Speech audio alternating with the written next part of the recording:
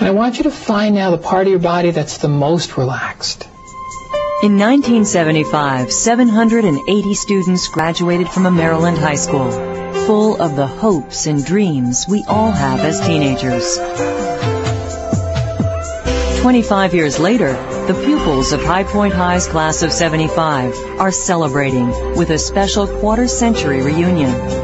With the help of some special classmates from High Point High who allowed us into their lives, we'll see how they, like so many of us, try to cope with stress. For 1 year, we're following these classmates' progress through a series of programs and through our website. So with the help of doctors, counselors, and health experts, the class of 75's journey toward better health continues.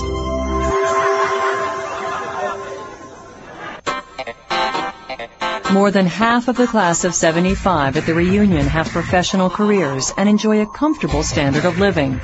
But does life really get any easier at 40 plus? One of the biggest problems is stress, affecting the health of 43% of all adults and the cause of 275 million lost working days each year. When the stress response really worked for us was during prehistoric time. When saber-toothed tigers would chase us, we would need this stress response to get the energy necessary to run away or fight. In modern day, we don't have those kinds of dangers any longer. So you'll get the same stress response that the prehistoric man got when a saber-toothed tiger chased him as you will in traffic or when a boss calls you into his office.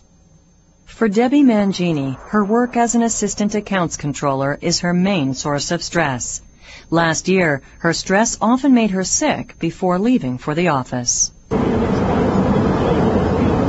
don't like to be late because I do have an example to set for people. I am fairly strict about people getting to work on time, and I certainly can't be late.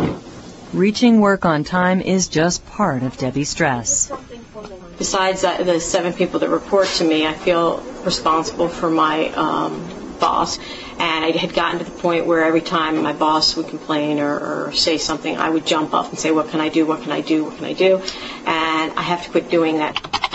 Stress consultant Robert Friedman had some practical advice for Debbie.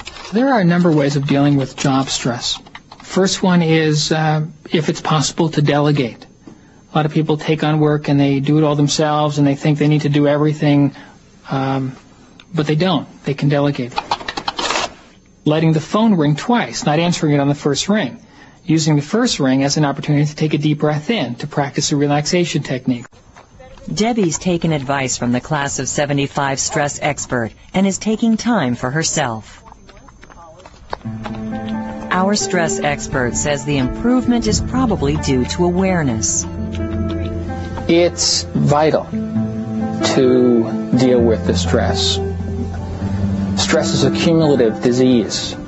So the more stress we have, the worse our symptoms become. The more we make believe the stress isn't there, try to deny it, push it away, the worse our symptoms become, and it's essentially our body talking to us and sometimes yelling at us to take care of this issue. Family is also a source of stress for another classmate. Lana Boone, a mother of 3, has been looking after her live-in disabled mother since a stroke 15 years ago. I walk in the door and there's something she wants me to do, and I haven't even had a chance to put my purse down. And I haven't had a chance to go to the bathroom or anything. And it's like, Mom, give me 5 minutes. And that's the kind of stuff where I just go, ah! When we're caring for a parent, there's lots of issues that are connected to it. There's issues of we all want our parents' approval, and yet that's going to be linked with feeling like they're draining us completely of all of our time and energy. So I would encourage playtime. I would encourage nurturing time and ways that she can take care of herself.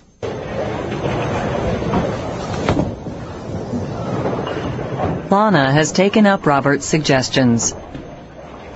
Every Wednesday night, she and husband Stan escape to the cheerful camaraderie of a bowling league. Oh, yeah, Lee. It's your turn. Sorry. it's a nice night out for me. I can get away and sort of put things out of my mind and concentrate on bowling. Most people go to the golf course to relax, but that's not the case for High Point High's most successful classmate, professional golfer Fred Funk.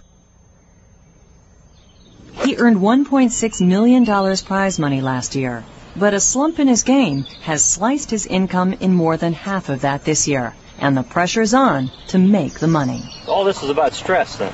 Boy, you sure picked the right guy.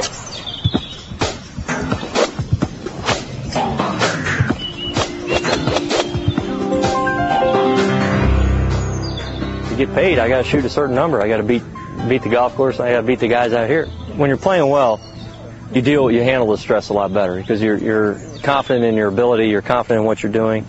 You're shooting numbers. You're enjoying playing the game. When you're not playing well, it's a little different. What happens when a person's very stressed, like Fred, is he'll think only about the results. He's thinking to himself, I can't do this because I haven't done it in the last week, in the last 3 weeks, and it's been a month already. So what I would say is, yeah, but Fred, well, what about before that month? What was it like? He said, well, let's see. I was doing okay then. And what about 6 months ago? Well, 6 months ago, I was really kind of shooting well, actually, and I was hitting the ball well. My goal is to find the part of him that remembers the truth, the true Fred, the one that knows that he can do it. That's exactly what Fred tries to do, visualize his past success. Suddenly, he was able to make a breakthrough with his swing. He was so upset. I said, but the real change happened in Fred's head. When I have that jovial attitude and friendly, outgoing, I'm joking around, and that's when I play well. When I really put too much emphasis on the pressure of the real pressure that's there, I don't play as well, or I get too mad at myself too quick. Finally, Fred turned around his long losing streak in the last 2 tournaments of the PGA year. He finished those 4th and 6th and saved his season.